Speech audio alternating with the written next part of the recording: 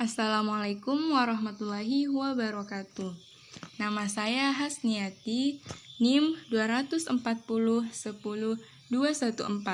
kelas EKI 1H, Program Studi Ekonomi Syariah.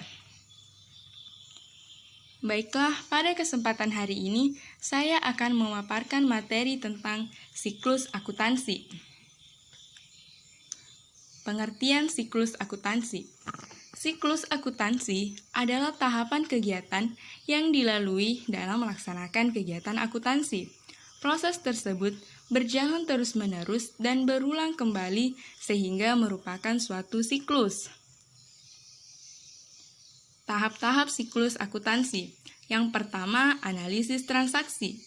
Analisis transaksi merupakan tahap awal yang harus dilakukan sebelum melakukan pencatatan. Ada 3 hal yang harus dilakukan dalam analisis transaksi, yaitu mengidentifikasi. Yang pertama, apakah transaksi tersebut merupakan transaksi keuangan? Yang kedua, perkiraan apa yang dipengaruhi, bertambah atau berkurang, di debit atau di kredit. Yang ketiga, berapa besar nilai yang dicatat.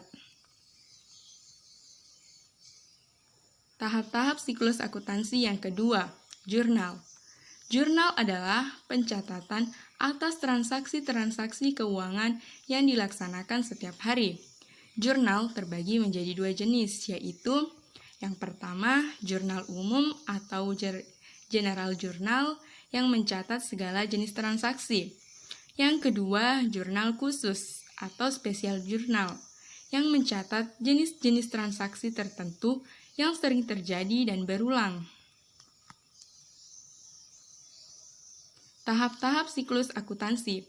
Yang ketiga yaitu posting jurnal pada buku besar. Yang dimaksud dengan posting di sini adalah membukukan dengan cara memindah bukukan dari jurnal ke dalam perkiraan masing-masing yang relevan di buku besar. Jika dalam jurnal pencatatan dilakukan setiap hari, maka posting ke masing-masing perkiraan dilakukan secara periodik, misalnya 1 bulan. Tahap-tahap siklus akuntansi yang keempat, neraca saldo. Neraca saldo merupakan dasar untuk penyusunan laporan keuangan yang dibuat secara periodik. Neraca saldo terbagi menjadi 2, yaitu neraca saldo sebelum disesuaikan dan neraca saldo yang telah disesuaikan. Tahap-tahap siklus akuntansi yang kelima, jurnal penyesuaian. Fungsi jurnal penyesuaian adalah yang pertama, untuk koreksi kesalahan. Yang kedua, untuk pemindah bukuan. Yang ketiga, untuk mencatat pos-pos akrual, yaitu yang masih harus diterima atau dibayar. Yang keempat, untuk mencatat pos-pos deferral, yaitu diterima lebih dulu atau dibayar lebih dulu. Yang kelima, untuk mencatat penyusutan.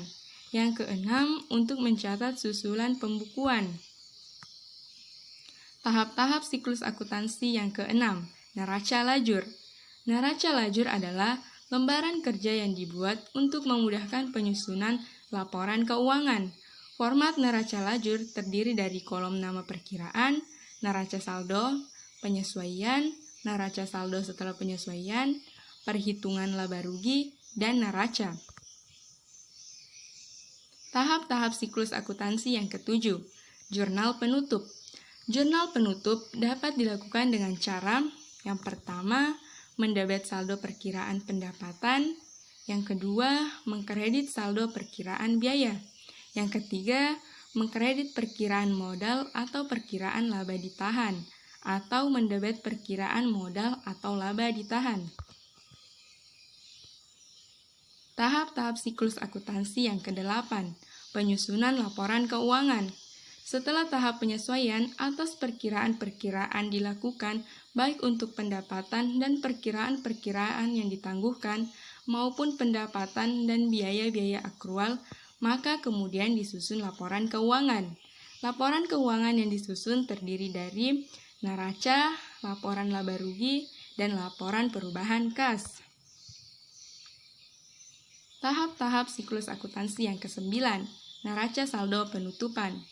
Neraca saldo penutupan adalah neraca saldo yang dibuat setelah perkiraan yang bersifat sementara untuk satu periode akuntansi ditutup pada akhir periode. Tahap-tahap siklus akuntansi yang ke-10, jurnal balik. Jurnal balik adalah suatu pencatatan akuntansi yang dibuat berdasarkan jurnal penyesuaian, dengan membalik jurnal penyesuaian tersebut pada awal periode sebelum transaksi-transaksi berjalan dicatat. Sekian yang dapat saya sampaikan, kurang dan lebihnya mohon dimaafkan. Wassalamualaikum warahmatullahi wabarakatuh.